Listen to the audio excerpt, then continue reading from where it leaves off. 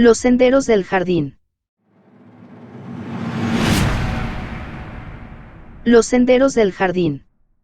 Escrito por Óscar Perdomo León. Capítulo 1. El cilindro. El ambiente de la montaña era perfecto.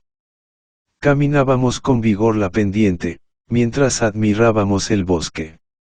Era una mañana que, a pesar de la ligera niebla, se percibía luminosa.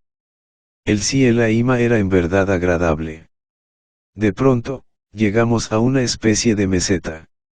A un lado de nuestro camino había frambuesas silvestres y, al otro, hongos y hierbabuena. Lorena se detuvo y señaló hacia un lado. Aquí es. Hay que remover esas ramas. Quitamos la vegetación, no con poca dificultad. Entonces, frente a nuestros ojos, apareció una roca bellamente cubierta de musgo. Lorena dio un paso adelante y puso su mano sobre la roca y pudimos ver un resplandor circular que aparecía desde el suelo y que se iba elevando poco a poco. A mí me dio la impresión de que era un espejo circular. Pero no lo era, lo que reflejaba no era luz solar, sino una luz tenue de color verde pálido que se expandía a su alrededor a poco menos de 3 centímetros de su origen. ¿Qué es eso?, pregunté, desconcertado. Te dije que no lo ibas a creer. Boquiabiertos y curiosos, nos aproximamos prudentemente. El círculo, o, mejor dicho, el cilindro, que parecía sólido y que había ascendido desde el suelo, había crecido unos 2 metros y se había ensanchado unos 25 centímetros. Lorena lo tocó, primero delicadamente, después, como queriendo posesionarse del extraño objeto verde. De pronto, su extremidad superior completa se hundió y desapareció ante nuestros ojos. Yo vi la parte posterior del objeto y el brazo de Lorena tampoco estaba ahí. Ella, sorprendida, lo retiró del objeto cilíndrico. Afortunadamente, estaba indemne. Esto no pertenece a este mundo. Quizás mejor deberíamos alejarnos. No, repliqué, al contrario. Tenemos que entrar. No, puede ser peligroso. Respondió, mientras sacaba de su bolsillo y besaba la pequeña medalla de plata en forma de media luna que yo le había regalado. Arquímedes, te quiero mucho. Yo le sonreí y le besé los labios. Luego me di la vuelta y me acerqué más y más al cilindro de luz. Lorena trató de detenerme, pero yo aparté suavemente su mano. Me había levantado ese día, como tantos otros, con el corazón roto por la reciente muerte de mis padres en un accidente de tránsito, ocurrido hacía un mes, así que se podría decir que, de alguna manera, ya no me importaba nada. Pero en realidad, era todo lo contrario, quería entrar al cilindro porque el amor de Lorena me llenaba de energía y me hacía ser intrépido. Espérame aquí afuera, le dije. Entré lentamente al cilindro como un fantasma atravesando una pared. Lorena no quiso escucharme y pronto sentí que ella iba detrás de mí, y muy cerca, tomándome de la camisa. Penetramos lentamente. El cilindro era una especie de túnel oscuro, como una estrecha caverna habitada por una tenue niebla. El lugar era fresco, quizá un poco más que el de la parte de la montaña hasta donde habíamos llegado. Avanzamos a través de la caverna, la cual al principio nos pareció infinita. Sus paredes, que en su parte superior eran rocas y tierra muy ajustadas, en su parte inferior estaban formadas por un material desconocido y seductor que cambiaba de color continuamente. Por fin, el camino nos ofreció una curva, tras la cual se ensanchó la caverna. Yo, que me empezaba a sentir un poco inquieto, quise comunicarme con Lorena y no encontré en ese momento ninguna forma más que tomar su mano. Ese lugar estaba lleno de un hondo misterio. La acentuada paradoja de vernos sudar entre la niebla y el frío, nos hacía sentir extraños.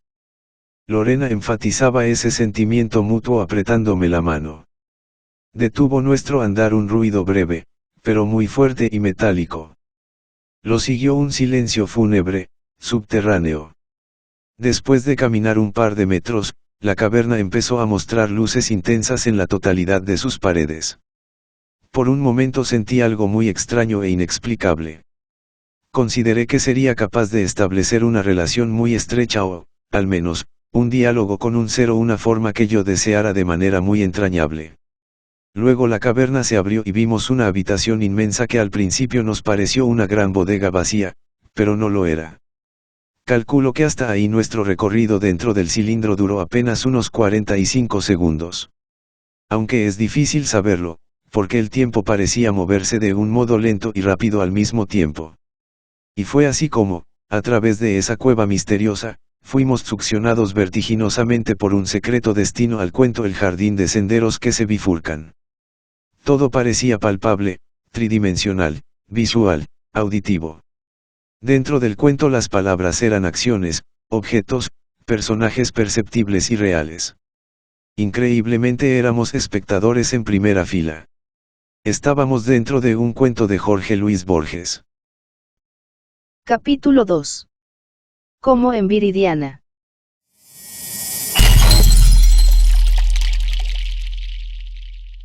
Comencé hablando de nuestro viaje a la montaña. Pero ¿fue esto el inicio de todo? No, no lo fue. Sin embargo, la cronología aquí no importa mucho. Tengo la mente desordenada, pero, a medida que avancen en la lectura, comprobarán que no estoy trastornado. He empezado también hablando en primera persona, pero esta historia que contaré no es sobre mí, como se podría pensar, sino sobre Lorena, pero también sobre muchas cosas que desconoce Moeus del cosmos y de los reveses que nos entrega el destino. Asimismo, trata de un ser extraordinariamente talentoso, un humano que soñaba y pensaba como nadie nunca antes lo había hecho y que podía ver este mundo casi como si fuera un universo distinto. Además, como si fuera poco, era el mejor escritor del siglo XX. Un hombre con una luz tan intensa, de esos que solo nacen cada 300 o 500 años. Ahora sé que las palabras eran su oxígeno, porque él respiraba literatura.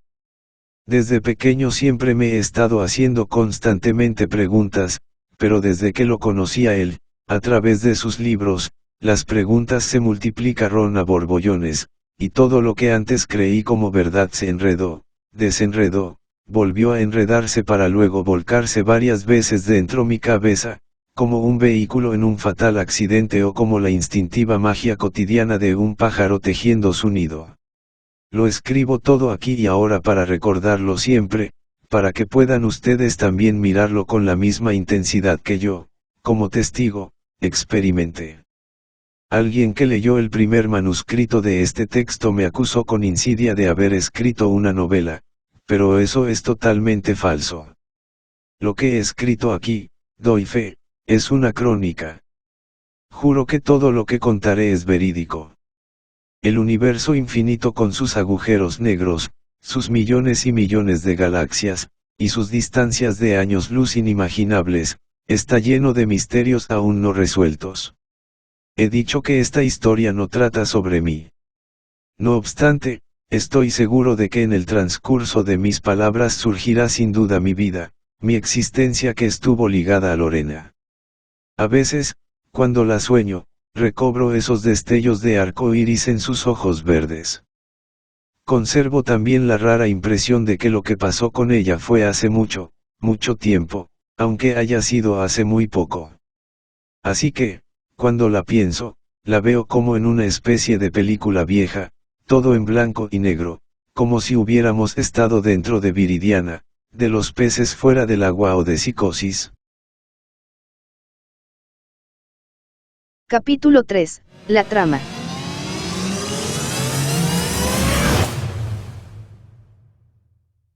¿Qué pasó cuando, como si fuéramos entes extraños de otro planeta, aparecimos repentinamente dentro del cuento El jardín de senderos que se bifurcan? Lo primero fue que nos encontramos a una mujer llamada Alejandra, quien nos recibió como si hubiera estado esperándonos. Lorena y yo estábamos perturbados y temerosos.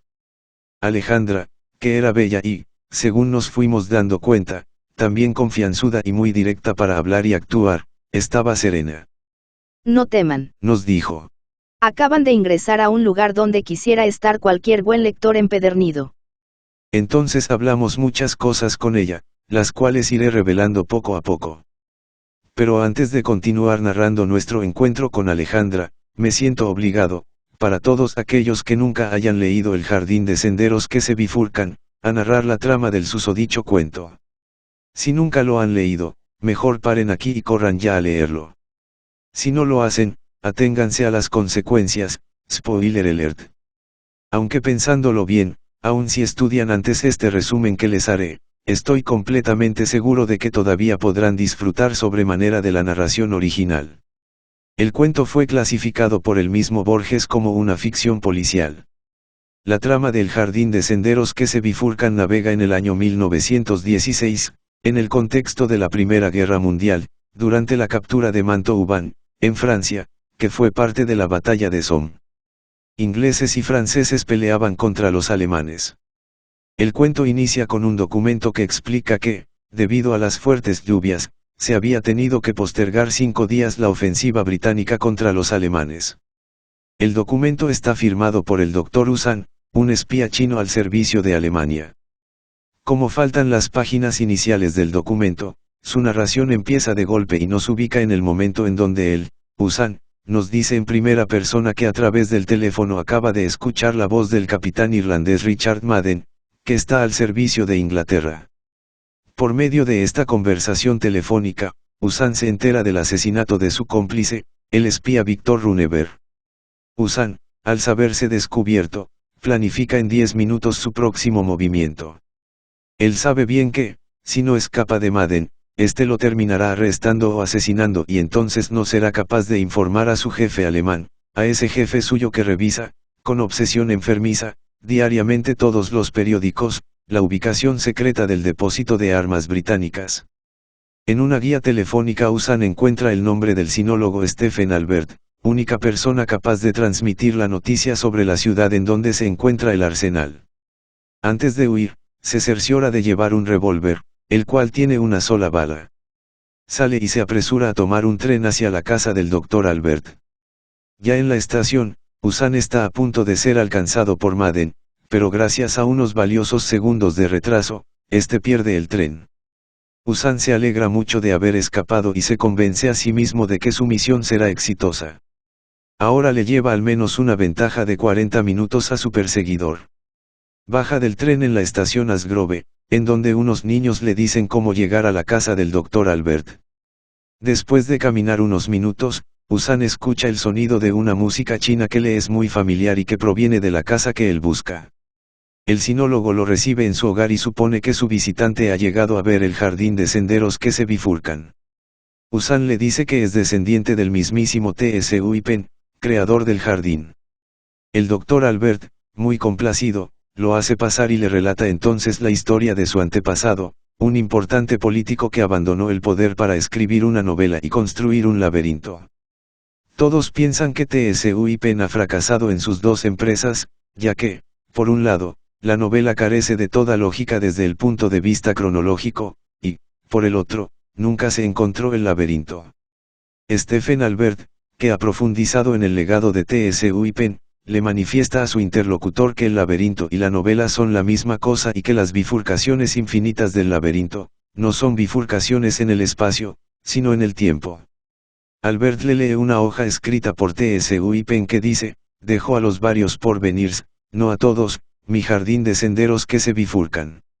Mientras Usan escucha fascinado las explicaciones de Stephen Albert, alcanza a ver que el capitán Madden se acerca. Expresa su gratitud al Dr. Albert y le pide ver nuevamente la hoja escrita por T.S. Uipen. Cuando Albert se pone de pie y le da la espalda, Usan le dispara en la nuca. Aunque Madden arresta a Usan, este logra mandar el mensaje a su jefe, quien al siguiente día lee en los periódicos que un chino de nombre Usan ha asesinado al Dr. Stephen Albert, con lo cual descifra que el arsenal secreto se encuentra ubicado en la ciudad de Albert, en la región del Somme. Usan, ya en la cárcel, condenado a muerte, se entera de que los alemanes han bombardeado la ciudad de Albert. Capítulo 4, Alejandra.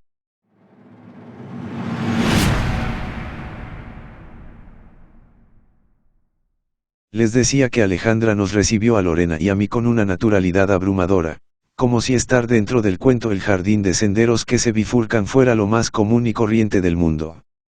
Nos presentamos con nuestros nombres de pila. Nos dijo, con voz serena, que ella nos acompañaría todo el tiempo y que nos explicaría todo lo que quisiéramos saber y más. Estamos soñando. Fue lo primero que dijo Lorena.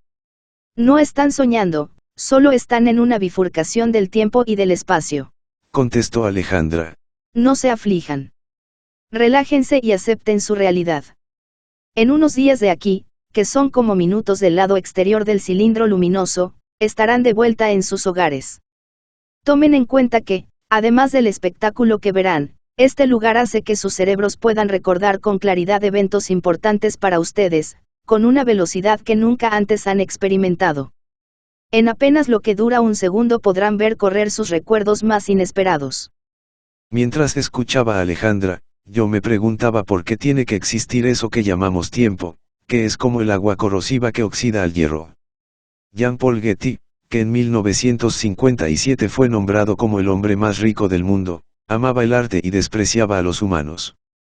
Él dijo alguna vez, la belleza que se puede encontrar en el arte es, lamentablemente, uno de los pocos productos reales y duraderos de la actividad humana. Y tenía razón en cierta forma. El arte permanece y los humanos nos deterioramos. Pero si somos más escrupulosos, la verdad es que todo envejece y muere, nada es eterno. Recordé entonces que Borges decía que la biblioteca era una manera de superar las limitaciones del tiempo y del espacio, una forma de la inmortalidad porque se podía platicar, por ejemplo, con Virgilio, con Sófocles o con Cervantes, de tal manera que, estando nosotros dentro de un cuento, no sería incoherente pensar que habíamos roto la barrera del tiempo y del espacio. Borges dijo una vez que aquella sentencia de San Agustín acerca del tiempo era justa. ¿Qué es el tiempo? Si no me lo preguntan, lo sé. Si me lo preguntan, lo ignoro. En un cuento Borges afirmó lo siguiente: una de las escuelas de Tlön llega a negar el tiempo, razona que el presente es indefinido, que el futuro no tiene realidad, sino como esperanza presente, que el pasado no tiene realidad, sino como recuerdo presente. Otra escuela declara que ha transcurrido ya todo el tiempo y que nuestra vida es apenas el recuerdo o reflejo crepuscular, y sin duda falseado y mutilado, de un proceso irrecuperable.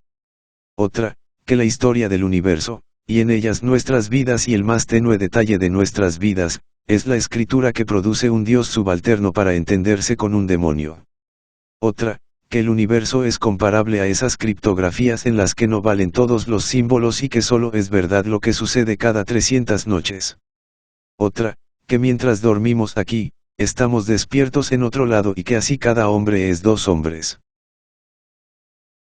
Mientras yo estaba en esas cavilaciones, Alejandra me miró a los ojos y me dijo, señalando a Lorena. Estás enamorado de ella, ¿verdad? ¿Cómo lo sabes?, le pregunté, mientras Lorena se volvía para verme y sonreía. Soy tanto o más bella que Lorena, pero apenas te has fijado en mí. Tu mirada es la mirada que tuve cuando era una jovencita de 23 años. ¿Te enamoraste a esa edad?, le pregunté. Me enamoré de un hombre mayor que yo, un médico, y él, sin que yo se lo dijera con palabras, lo sabía. Miren. Nos dijo, Alejandra, como para calmarnos. En lo que esperamos a que empiece el cuento de Borges, les contaré cómo fue mi primer contacto amoroso con el médico. Alejandra nos hablaba con un tono tan familiar que parecía conocernos de muchos años. Estábamos en un lugar desconocido y esta mujer se disponía, casi fuera de lugar y con una pasmosa franqueza, a contarnos su vida amorosa. Lorena y yo, que estábamos desconcertados, pero también resignados, nos sentamos junto a ella y nos quedamos escuchándola con atención.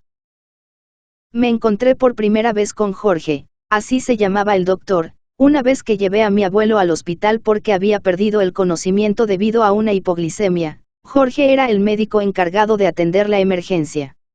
Ahora entiendo por qué te enamoraste de él, interrumpió Lorena, sonriendo irónicamente. Se llamaba Jorge, igual que Borges. No podés confundir a ningún Jorge del globo terráqueo con Borges, le contestó Alejandra, con una sonrisa. Como dijo el poeta Alberto Girri, Borges, la palabra Borges, es una especie de marca registrada.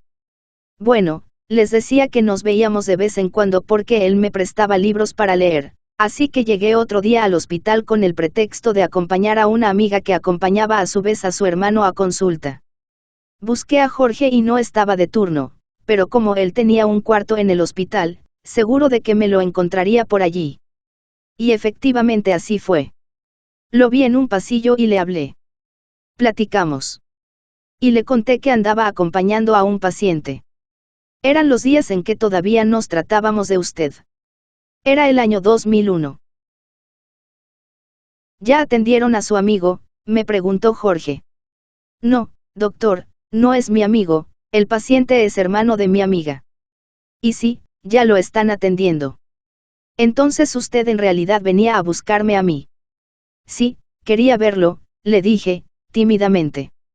Alejandra, ¿y usted está leyendo algo?, me preguntó. No, por el momento no tengo nada para leer.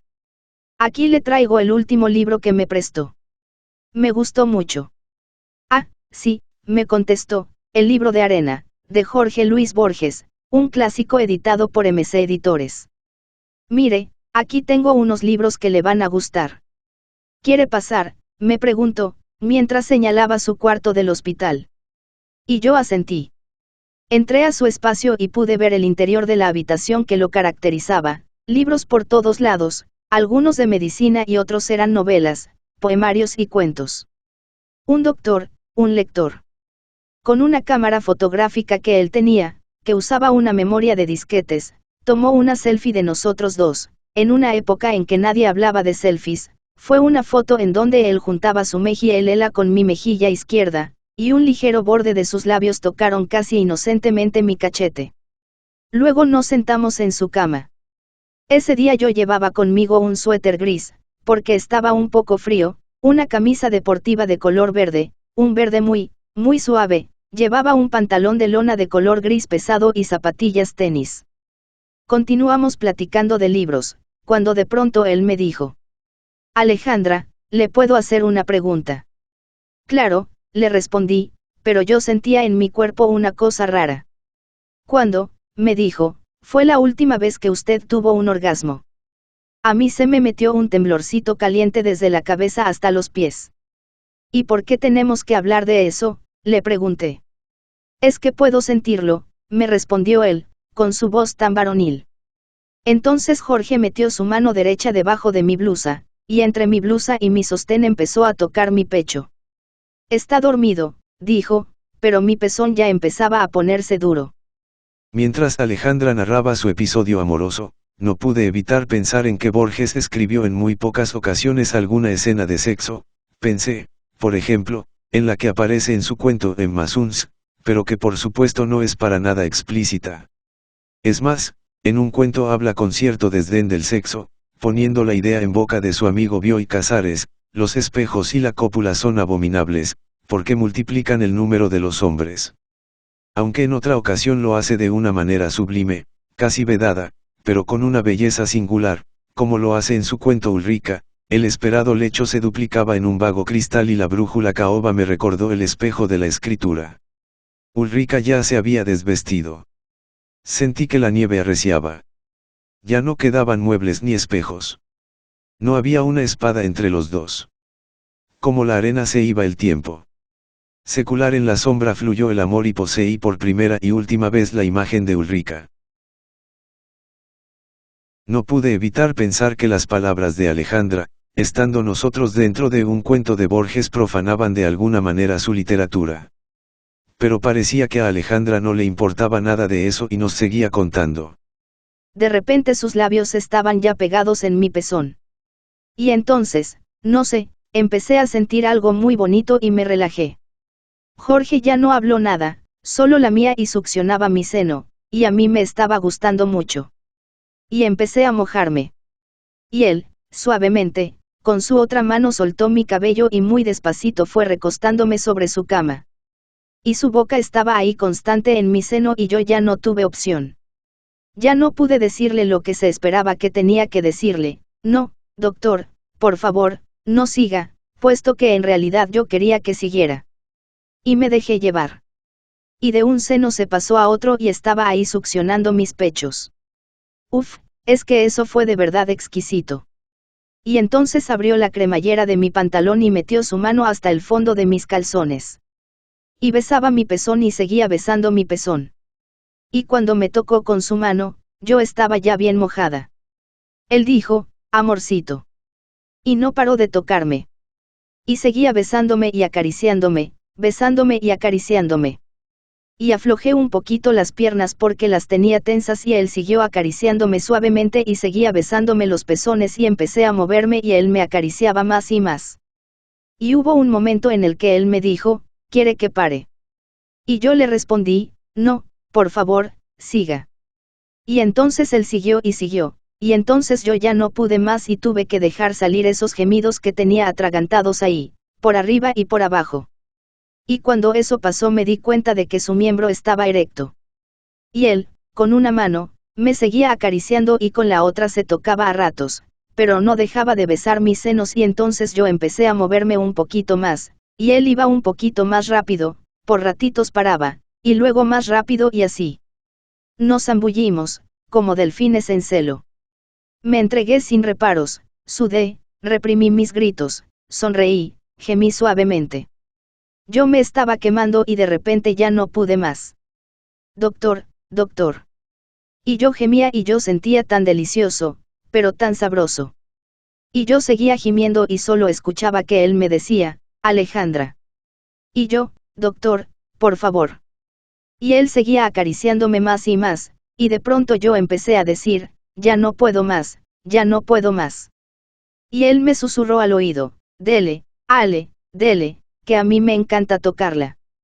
Y cuando dijo eso, yo exploté, yo tuve un orgasmo intenso. ¡Ay! Yo terminé y gemí y grité fuerte. Y no me importó si había alguien afuera escuchándonos. Mojé con abundancia mis paredes vaginales, y lloré de felicidad. Juro que mi clímax fue más alto que el volcán de Santa Ana. Yo tuve el mejor orgasmo de mi vida. Yo caí en una especie de éxtasis y sentía aquello tan rico y yo no me hallaba, era como caminar entre las nubes, una sensación tan rica que me había estremecido todo el cuerpo.